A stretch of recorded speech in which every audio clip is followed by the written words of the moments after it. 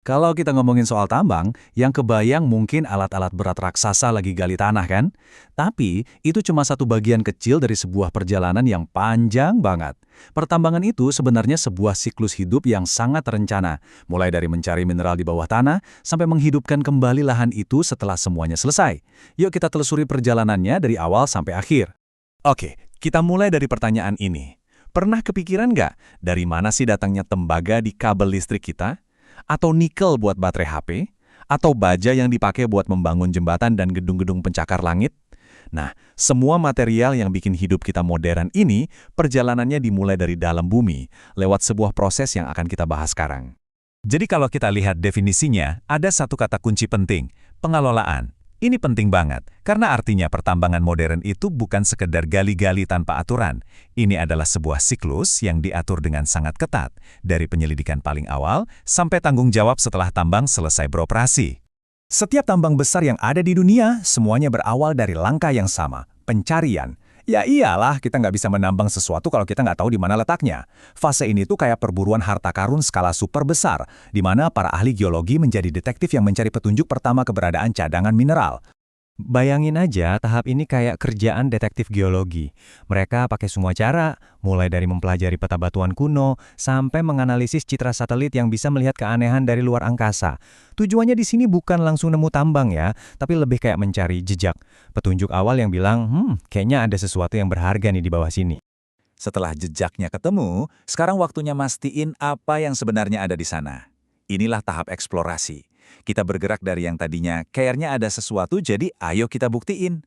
Tim akan ngebor buat ngambil sampel batuan dari dalam bumi yang nanti dianalisis di lab buat jawab pertanyaan paling penting. Barangnya ada berapa banyak sih? Kualitasnya bagus nggak? Dan lokasinya persis di mana? Oke, kita udah tahu ada harta karun di bawah tanah. Tapi pertanyaan selanjutnya, apa beneran masuk akal dan untung buat digali? Nah, di tahap inilah keputusan-keputusan besar dibuat setelah melalui evaluasi yang super detail dari berbagai sudut pandang. Studi kelayakan ini ibaratnya reality check paling utama. Ini jauh lebih dari sekedar hitung-hitungan untung rugi. Pertanyaannya jadi kompleks banget. Secara teknis, bisa nggak kita nambang di sini? Gimana dampaknya buat lingkungan sekitar dan masyarakat lokal? Dan yang nggak kalah penting, secara hukum dan perizinan, proyek ini bisa jalan nggak? Semuanya harus dijawab tuntas. Pada akhirnya, semua analisis yang rumit tadi cuma berujung pada satu dari dua keputusan, layak atau tidak layak. Kalau jawabannya tidak, ya udah, proyeknya berhenti sampai di sini. Tapi kalau jawabannya ya, itu artinya lampu hijau buat melangkah ke perencanaan yang jauh lebih detail lagi.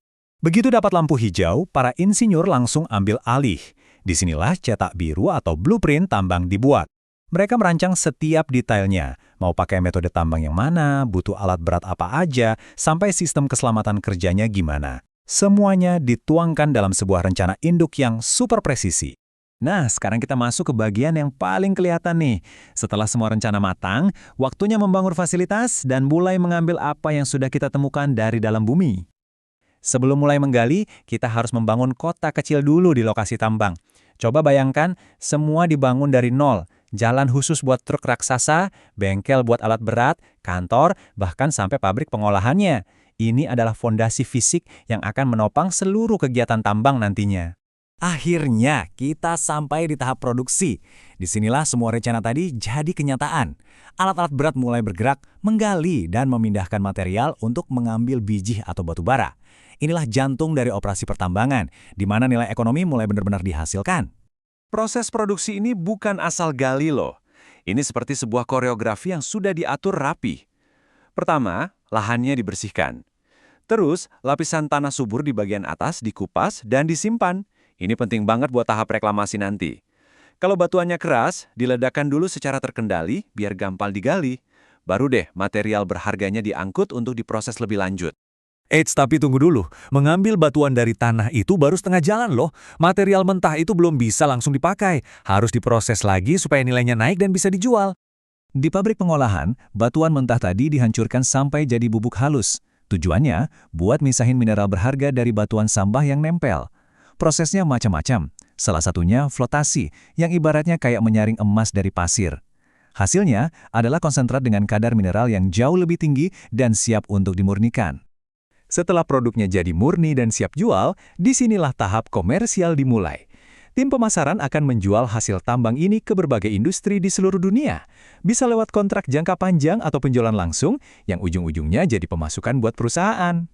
Nah ini dia nih, mungkin tahap yang paling krusial tapi sering banget dilupain orang. Tambang yang bertanggung jawab itu nggak selesai pas materialnya habis, tapi selesai ketika lingkungannya sudah dipulihkan kembali. Reklamasi ini adalah bukti komitmen terhadap lingkungan. Intinya adalah mengembalikan lahan bekas tambang jadi aman, stabil, dan produktif lagi. Ini bukan sekedar nanam pohon ya, ini adalah rekayasa ekologis yang kompleks, mulai dari membentuk ulang kontur tanah, menebar kembali lapisan tanah subur yang tadi kita simpan, sampai menanam tanaman lokal untuk membangun kembali ekosistem. Jadi, inilah dia gambaran lengkap siklus hidup pertambangan. Dari secercah harapan saat mencari jejak, sampai lahirnya kembali ekosistem lewat reklamasi. Ini bukan cuma langkah-langkah yang terpisah, tapi satu alur kerja yang nyambung banget, di mana setiap tahap sangat bergantung pada tahap sebelumnya. Pada akhirnya, inilah tujuan dari pertambangan modern. Dengan menjalankan setiap tahapnya secara benar dan bertanggung jawab, kita bisa mendapatkan material yang kita butuhkan sambil memastikan kita meninggalkan warisan lingkungan yang sehat. Ini soal gimana kita bisa memenuhi kebutuhan kita sekarang tanpa mengorbankan masa depan planet ini.